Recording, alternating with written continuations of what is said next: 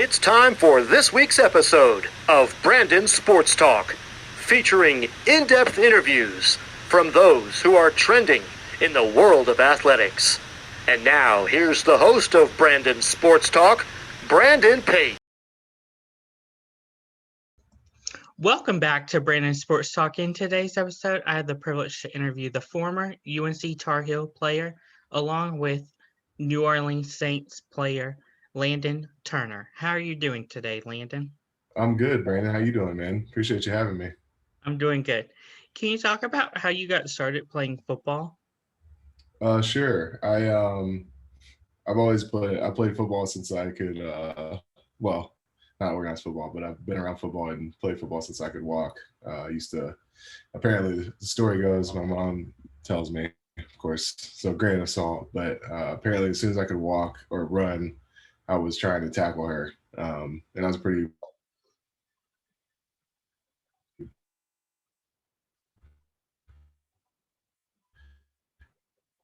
big for it. Starting football when I was 7. It's always been a part of my life. It's been a big part of the family. I come from a football family. Everyone plays at least to some capacity. So it's kind of in the DNA, if you will. And I always wanted to, one of my heroes, who is my uncle, late uncle. I never got a chance to actually meet him, but he still had a pretty big impact on my life. And he played for the Bills back in the 70s. His name was Jim Braxton. So my dad cared about him a lot, and a lot of my family talked about him, and we already loved football, and I saw the heights that he went to, and from an early age I wanted to make it to the professional level, at least going back to first grade. Can you talk about playing for UNC Tar Heels? Yeah, I mean, I was there for 5 years. There's plenty to talk about, but GDTBATH every day. Great day to be a Tar Heel. I'm a bit, I live, breathe, and die by it now. My playing career is a lot of fun. A little bit of ups and downs, just like anyone else's. But I had a couple, different head coaches and interim coaches.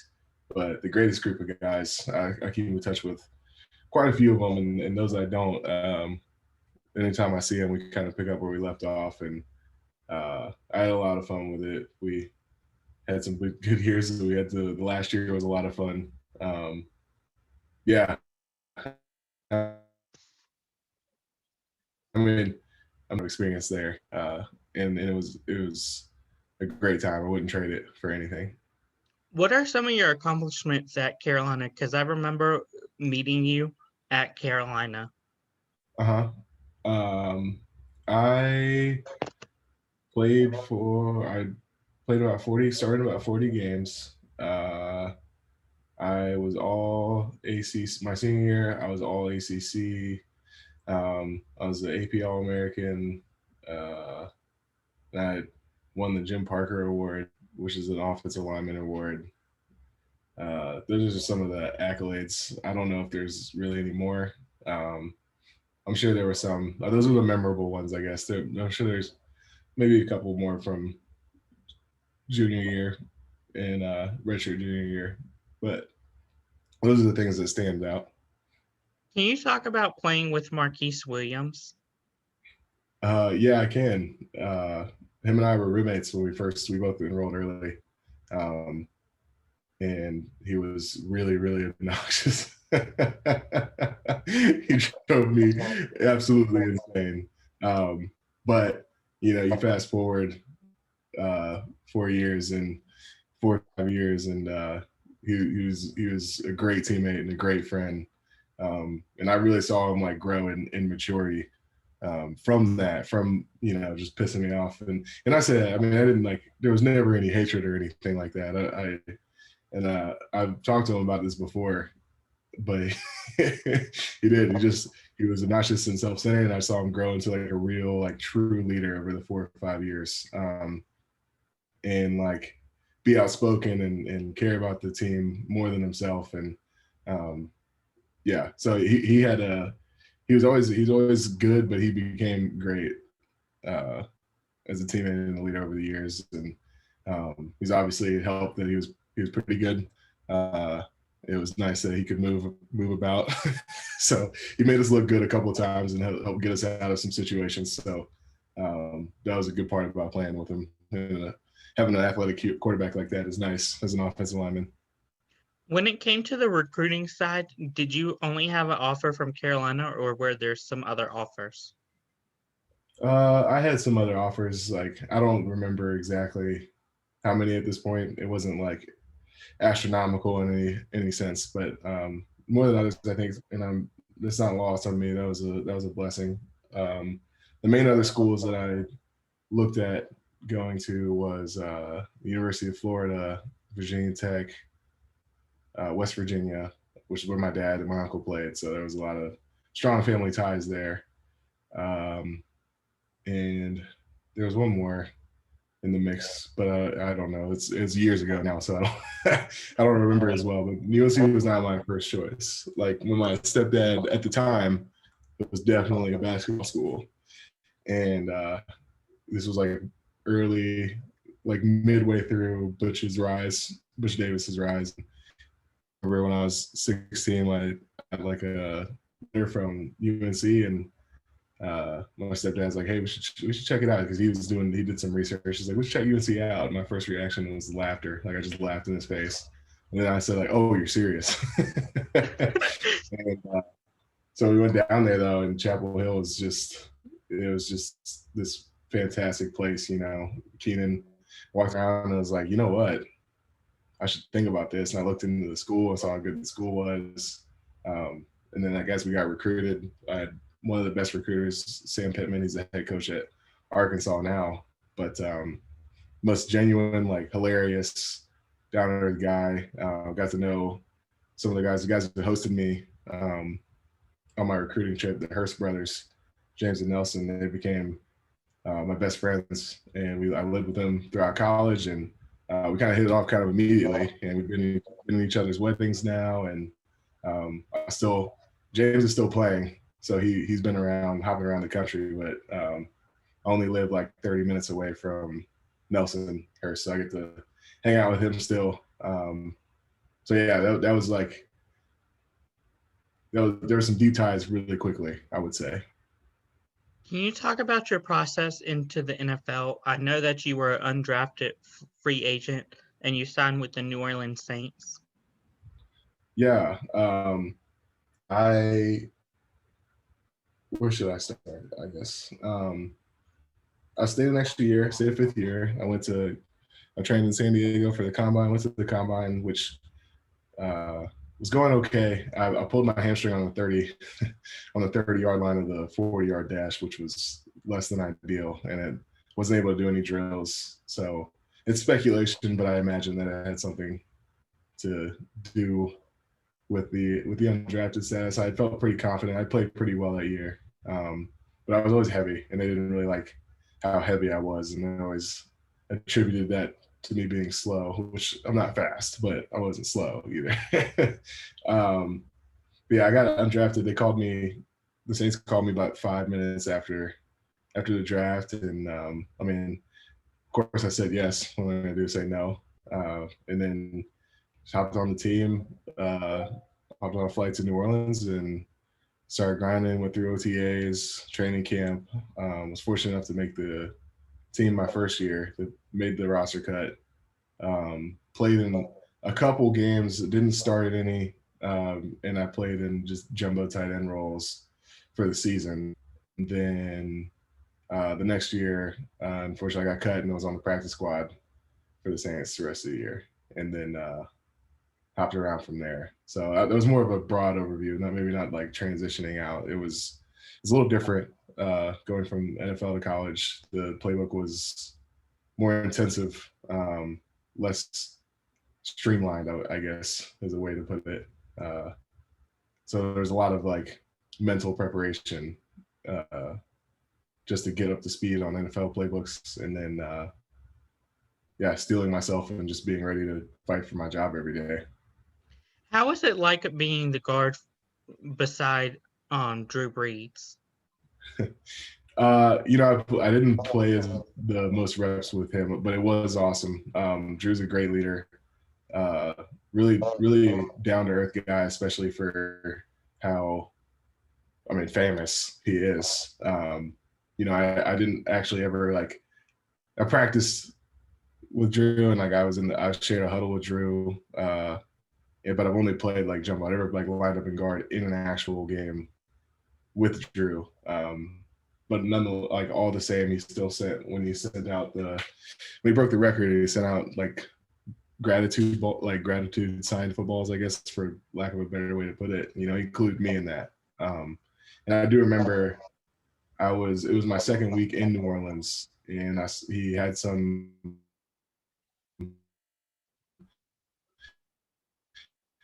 event down to, and they would get dressed us all by name, and it's a small thing, but considering how long he'd been playing and his high profile status, and us only being there for 2 weeks and being undrafted on top of that, him knowing our names already was it earned a lot of respect from me. It's a small thing, but it went a long way. So great leader, cool dude. Even despite some of the things this summer, some of his statements and all that whole mess, I never really, my respect didn't falter because I've experienced who he is as a person. So I love playing I love playing with Drew Brees. I love New Orleans. It was a good time. Can you talk about your time in Minnesota with the Vikings? Short. It was short. I was there for 2 weeks, maybe even less than that. But I got called in for the practice squad. Went through one game, and then the bye week I came back to North Carolina. That was my home base. And then they called me while I was at dinner with my wife and in-laws. And the first thing they asked me was hey, did you leave anything here? And I was like, oh boy. I was like, no, a bag. It was a bag it was this camo Vikings bag, but I didn't have anything in it. And they're like, okay, well, don't bother. Basically, they said, don't bother coming back because they cut me. I'm paraphrasing. It wasn't that direct. It would have been. I'd rather they be more direct than be around the bush. But yeah, there wasn't really much to say about the trip with the Vikings. It was short. I had a cup of coffee and took off. What was your time like with the Carolina Panthers, your home team? It was interesting. It's difficult to be, this practice squad guy that gets called in. I wasn't there for very long. They cut me after I got appendicitis, and I was it was also short. I was there for a couple weeks in I don't even remember what year the season was, and then I was going through OTAs and started having stomach pains for going on a couple days, and thought it was saw the trainers kind of thought it was a muscle tear, and I was I can handle that, and just dealt with it. And then one night it just came over me, and I was I could barely move, and long story short, went to the hospital, found out that my appendix was the size of a baseball and they needed to take it out. So they took it out, and then not long after, when I recovered, I was recovering, and then a couple weeks after that,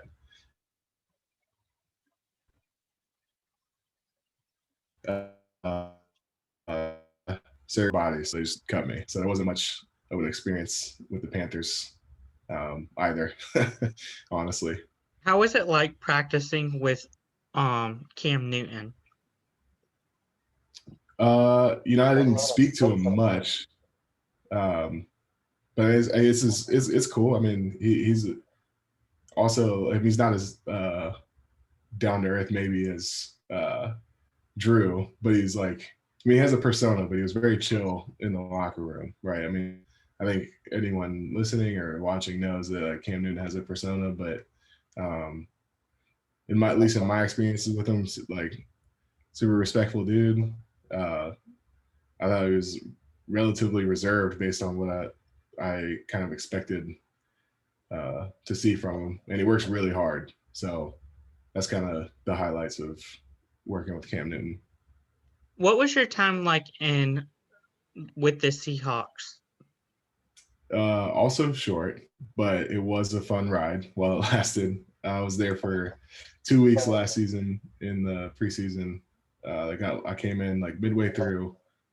Great organization, one of my favorites. They care a lot about their players. Pete Carroll, GM, those guys are fantastic. That I actually like to the point where like I would love to see those guys again, just to say hey.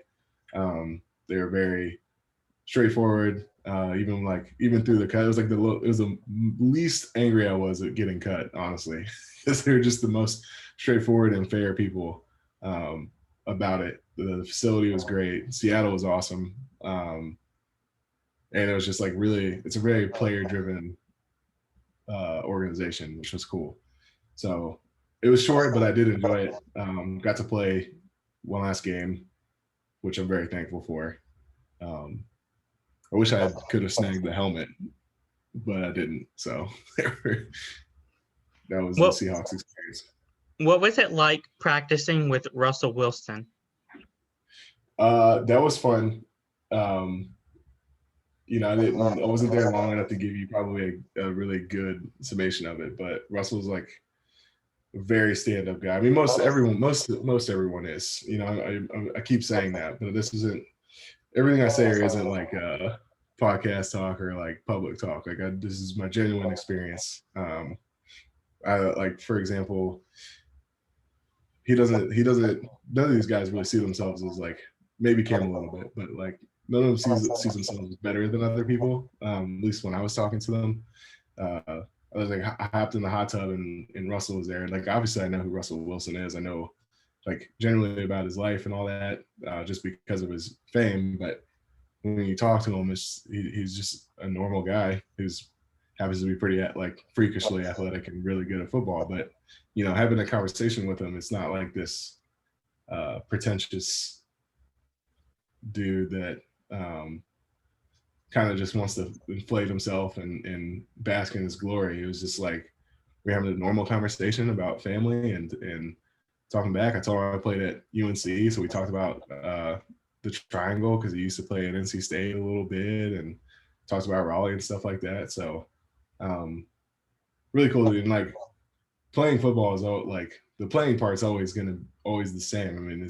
you're playing football. That's great. So I always like to talk about how these guys were, how we are, because there's a lot more depth in that, and it's more memorable, at least from my perspective. What was it like playing in the NFL? It was a dream come true. Shorter than I wanted by many years, but I am very thankful and grateful for the opportunities that I had. I do miss it every day. I miss playing, but I know very well that there's a lot of people that would have loved to have done that, and that is never lost on me. So I'm very thankful for the opportunity that I had. I'm thankful for some of the artifacts that I came home with. I got like some helmets in my office, some jerseys I haven't hung up yet. We just moved here, but yeah, man, it was a lot of fun. It was stressful, extremely stressful every day because I could lose my job every day. And in fact, I got cut like how many times? Here we go. 1, 2, 3, 4 or 5 times I got cut. So that was always difficult. And, you start to get good at seeing it coming after a while. And so I started to get more and more, I was able to anticipate it more and more as the years went on, understanding the nomenclature that coaches and GMs use, and then seeing who they're bringing in, when you start to understand like, oh boy, like looks like my spot's about to get yanked. So very much a yin and yang type of experience. There was ups and downs, but I soaked up everything I could. I'll never forget running out of the tunnels, the Saints games, and the Seattle game, and I've always tried to be very mindful because when I was in college, like listen to the wisdom of those older than me and realize that this is not going to last forever. So every second I could while I was playing college and pro, I just would just soak up the moment and soak up where I was at and kind of take as many pictures, mental pictures as I could. So it was all that is a long-winded way to say that like it was a dream come true. That's wonderful that you were soaking up the moments. Do you see yourself playing in the NFL or even the XFL in 2022, this upcoming year, or in the future? I would say no. I would highly doubt it. They would have to pay me a lot, and I don't think that they want to do that. But it would take a lot for me to. I have moved on from football at this point. Although I would love to play again. Who wouldn't? My life has gone down a different path. I have gotten into software development and programming, and I've got my falls back. My wife, get to see my wife more. She's happier. So it would take a whole lot of convincing and an awful lot of money to get me back into the NFL or the XFL.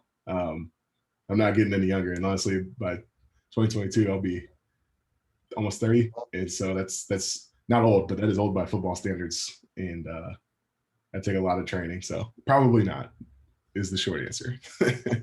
What are some of your future plans? Like, do you see yourself maybe getting on to Mac Brown's coaching staff? No, I don't. I don't want to coach. I do want to stay connected to the game.